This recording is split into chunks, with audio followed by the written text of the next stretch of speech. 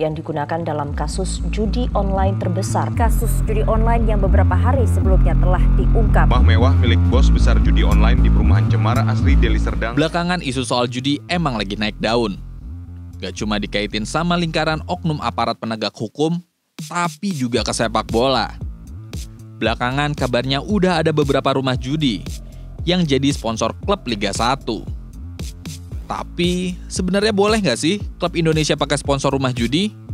Dan gimana sih aturannya di liga-liga negara lain? Selengkapnya di Shoutout.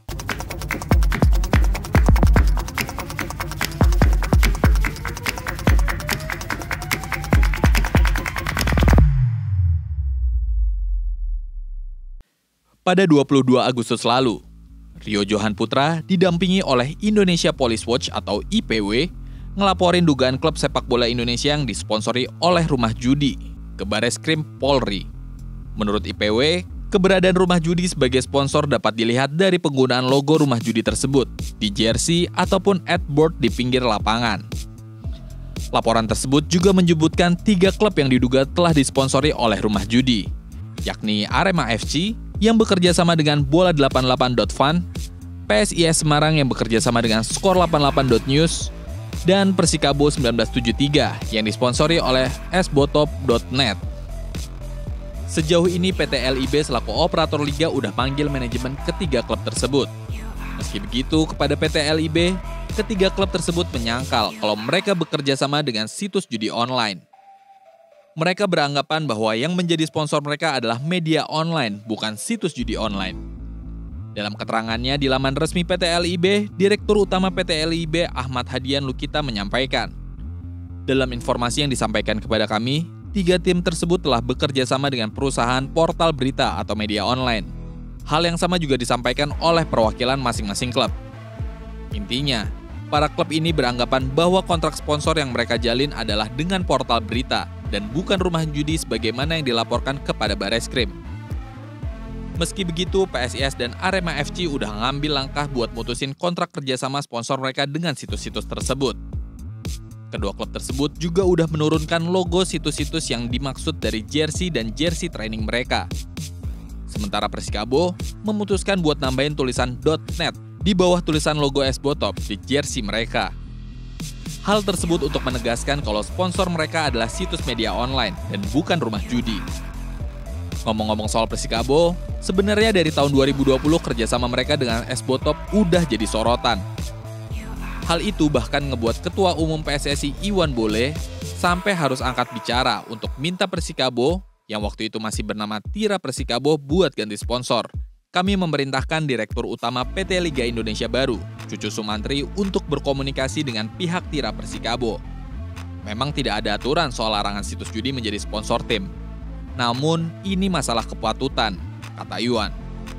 Merujuk ke regulasi kompetisi Liga 1 2022-2023, bahkan sampai sekarang pun, aturan mengenai pelarangan sponsor judi pun belum disebutkan secara jelas. Pasal 62 tentang komersial dalam peraturan tersebut hanya mengatur kalau ketentuan lebih lengkap mengenai marketing, komersial, dan materi promosi diatur tersendiri dalam regulasi marketing BRI Liga 1. Sayangnya, dokumen regulasi marketing tersebut belum dapat ditemukan di internet. Kembali ke Iwan, ia bilang kalau udah pernah berkonsultasi dengan Satgas Anti Mafia Bola dan Polri soal sponsor judi pada klub bola. Namun, Kepala Satgas Anti Mafia Bola saat itu, Brigjen Polisi Hendro Pandowo bilang, kalau polisi tidak bisa ngelakuin apa-apa selama belum ada indikasi tindakan kriminal seperti pengaturan skor. Satgas mengatakan tidak ada masalah selama situs judi itu tidak ikut mengatur skor, kata Iwan. Secara umum, regulasi tentang perjudian udah diatur dalam Kitab KUHP dan Undang-Undang Nomor 7 Tahun 1974 tentang penertiban perjudian. Namun dalam laporannya kepada Bareskrim, Rio Johan dan IPW kepada Bareskrim melandaskan dugaan pidana mereka pada Pasal 45 Ayat 2 Undang-Undang ITE. Atau lengkapnya Undang-Undang Nomor 19 Tahun 2016 tentang perubahan atas Undang-Undang Nomor 11 Tahun 2018 tentang Informasi dan Transaksi Elektronik.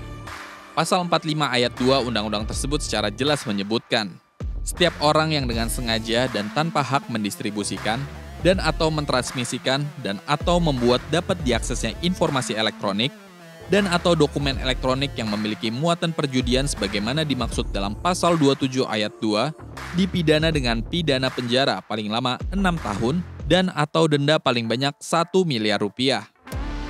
Kalau berdasarkan laporan tersebut, maka yang dipermasalahkan adalah pemasangan logo yang menunjukkan alamat situs terduga judi tersebut pada jersey latihan, ataupun adboard di sekitar lapangan. Karena dengan begitu, klub dinilai ikut bertanggung jawab dalam menyebarkan atau membuka akses perjudian kepada masyarakat.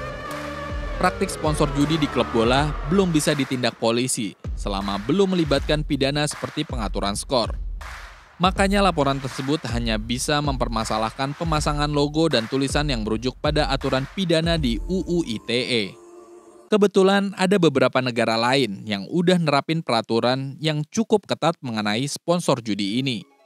Contohnya di Serie A, di mana pemerintah Italia yang pada tahun 2018 ngeluarin regulasi Decreto Dignità yang ngelarang segala iklan soal kegiatan terkait judi, termasuk larangan perusahaan judi sebagai sponsor klub sepak bola. Meski begitu, aturan ini hanya berlaku secara domestik, yang artinya klub masih bisa disponsori rumah judi di luar Italia, seperti yang dilakukan oleh Juventus dengan Tenbet. Sejak tahun 2020, Spanyol juga udah menerapkan aturan yang sama, di mana pemerintah Spanyol menerbitkan Royal Decree on the Commercial Communication of Gambling Activities yang melarang segala kegiatan sponsor oleh rumah judi termasuk bagi klub sepak bola. Langkah tersebut ditempuh oleh pemerintah Spanyol untuk mengurangi angka kecanduan masyarakat akan perjudian. Sama seperti di Italia, peraturan ini juga sempat diprotes oleh klub-klub Spanyol. Akibatnya pada musim 2021-2022, ada 3 klub La Liga yang sempat nggak pakai sponsor di jersey mereka, yaitu Real Sociedad, Granada, dan Deportivo Alavés. Sebagian klub, kayak Real Betis dan Valencia, juga harus memutus kontrak sponsorship mereka dengan rumah judi. Menarik ya kalau diomongin.